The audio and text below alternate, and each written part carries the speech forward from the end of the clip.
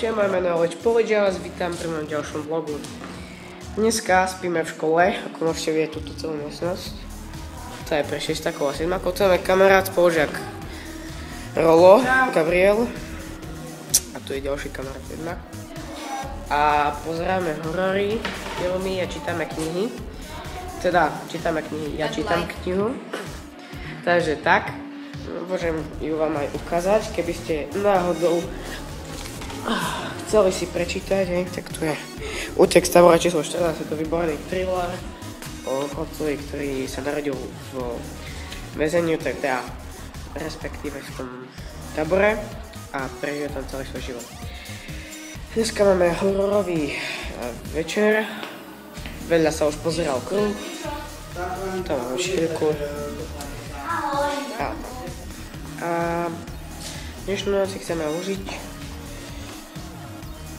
A tak, máme tu strašne veľa pitia, vody, čipsy, lieky, kúkame, neviem čo to je, nejaký pánko, ktorý si dal hlavu do kondomu a tak.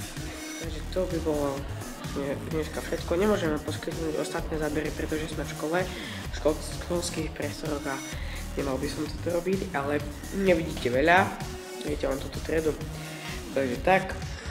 A môžete si všimnúť, že som opakoval v tomto videu takže tak. Neviem prečo, proste ma to tak prtilo. A kamarát, tento Rolo, priniesol túto červenú lampičku. Ranil. Čo sa stalo? Pretočil si to. Ja som to nechcel pretočiť. Hej, toto nechaj. No takže toto červená lampička. Mohli ste ju vidieť aj v mojom intro. Pekná je strašne. Trošku sa mi zlomili tie kryštáliky. No, trochu sa mi zlomili tie kryštálika, to nevadí. Takže mali sme tu pizzu, mali sme tu všetko. Mali sme pekný večer. Ešte bude pekný. A tak. Takže to by bolo dneska všetko. Teda, toto video vidíte zajtra, lebo je známe, že asi že som v škole a nie je to Wi-Fi. Teda je, ale no to je jedno, je to komplikované. Dobre, tak. Tak, zdravím vás a čaute.